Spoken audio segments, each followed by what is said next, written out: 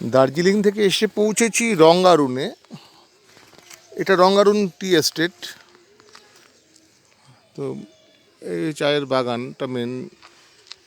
এদিকেও চা গাছ রয়েছে, পিছন দিকটা কিছু হোমস্টে হয়েছে।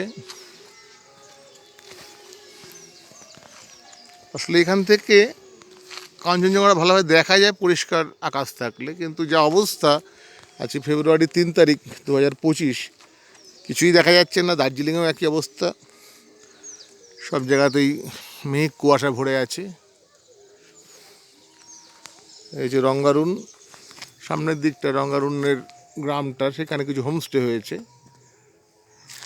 আজকাল লোকে হোমস্টেতে থাকছে।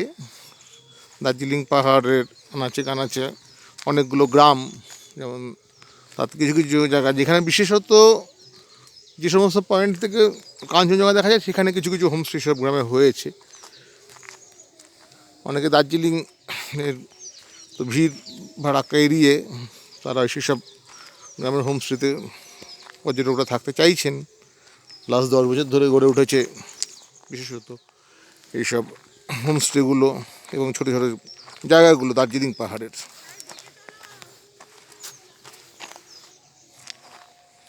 চারদিকেই কুয়াশা। রাত্রিবেলা উল্টো দিকে দার্জিলিং পাহাড়টা পুরো দেখা যায়, তখন ঝলমল করে আলোগুলো দার্জিলিং পাহাড়ের। এই হচ্ছে রঙ্গারুন।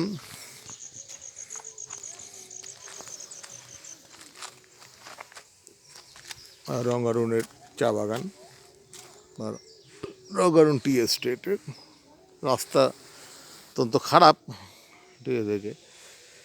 যাই হোক।